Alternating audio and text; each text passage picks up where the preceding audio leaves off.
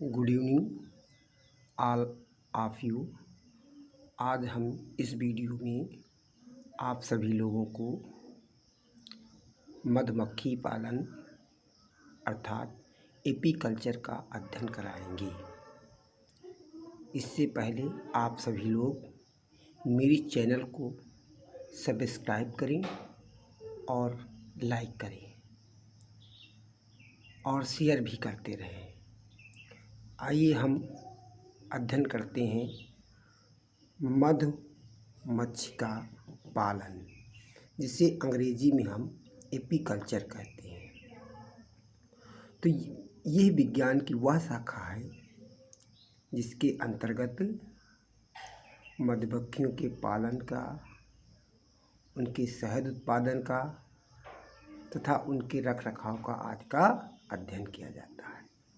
आइए हम इसकी परिभाषा देखते हैं। विज्ञान की वह शाखा है जिसके अंतर्गत मधुमक्खी पालन, शहद उत्पादन तथा उनके रखरखाव आदि का अध्ययन किया जाता है। अब हम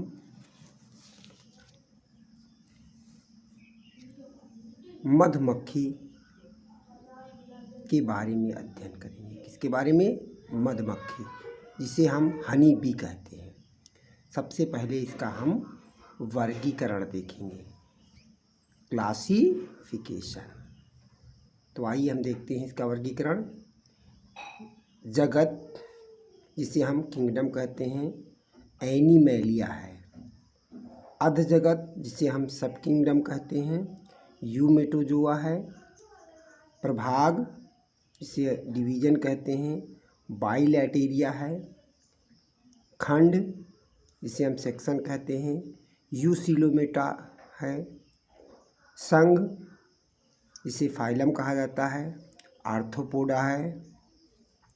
उपसंघ, जिसे सब फाइलम कहते हैं, मैंडिबुलेटा है।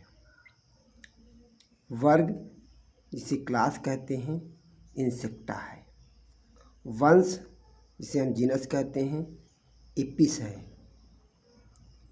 जाति, जिसे स्पीसीज कहा जाता है, इंडिका। अब हम भारत में पाई जाने वाली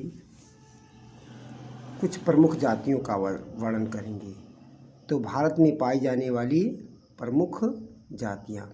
तो भारत में मधुमक्खी की मुख्य रूप से 3 जातियाँ पाई जाती हैं।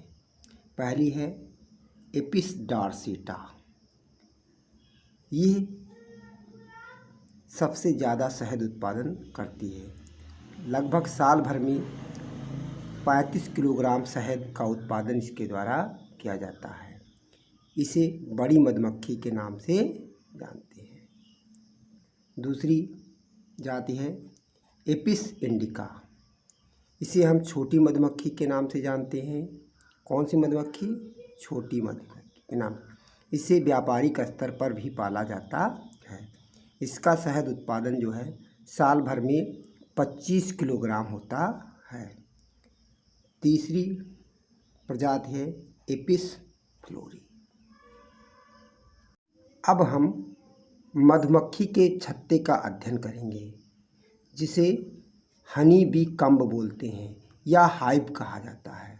अब हम किसका अध्ययन करेंगे?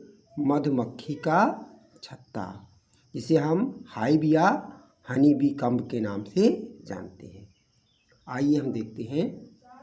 मधुमक्खियाँ अपना छत्ता पेड़ की शाखाओं पर, दीवारों पर तथा छत आदि पर बनाती हैं। इसका छत्ता मच्छिका मोम, किसे? मच्छिका मोम से बना होता है। यह मोम श्रमिक मक्खी अपने उदर भाग से बनाती है। मच्छिका मोम कहाँ से प्राप्त होता है? श्रमिक मक्खी के उदर भाग से प्राप्त होता है। श्रमिक मधुमक्खी पहले मोम को एक रस में मिलाती है, जो मोम को सुगट्टे या प्लास्टिक बनाती है। श्रमिक इस सुगठ्य पदार्थ से छत्ते का निर्माण करते हैं। छत्ते का निर्माण करते हैं। इसके छत्ते में षट्कोणीय कोष्ठक के 2 स्तर पाए जाते हैं। इसके कोष्ठकों के बीच के स्थान को प्रोपोलिस नामक पदार्थ से बांधा जाता है। प्रोपोलिस नामक पदार्थ एक प्रकार का रेजिन होता है जो पेड़ पौधों से प्राप्त होता है। अब हम इसमें पाए जाने वाले कोष्ठकों के बारे में अध्ययन करेंगे। इसके बारे में अध्ययन करेंगे। कोष्ठक, मधुमक्खी के छत्ते में कोष्ठक के 2 स्तर पाए जाते हैं, तो इन्हीं कोष्ठकों के प्रकार का अध्ययन करेंगे। हम किसका अध्ययन करेंगे? कोष्ठक के प्रकार का अध्ययन। मधुमक्खी के छत्ते में 2 प्रकार के कोष्ठक पाए जाते हैं। कितने प्रकार के कोष्ठक पाए जाते हैं? 2 प्रकार के कोष्ठक पाए जाते हैं। पहला कोष्ठक है संग्राहक कोष्ठक, जिसे हम स्टोरेज सेल कहते हैं। इसमें पराग व मधु संचित रहता है। इस संग्राहक कोष्ठक में क्या क्या पाया जाता है? पराग व मधु पाया जाता है। दूसरा कोष्ठक होता है जनन कोष्ठक, जिसे हम ब्लड सेल्स बोलते हैं। इस कोष्ठक में अंडे व शिशु पाए जाते हैं। जनन कोष्ठक में क्या क्या मिलता है? अंडे व शिशु पाए जाते हैं। ये कोष्ठक 3 प्रकार के होते हैं। पहला श्रमिक कोष्ठक, जिसे वर्कर सेल्स बोलते हैं। दूसरा नरमक्षिका कोष्ठक, जिसे हम ड्रोन सेल्स बोलते हैं। और तीसरा शाही कोष्ठक, जिसे हम क्वीन सेल्स बोलते हैं।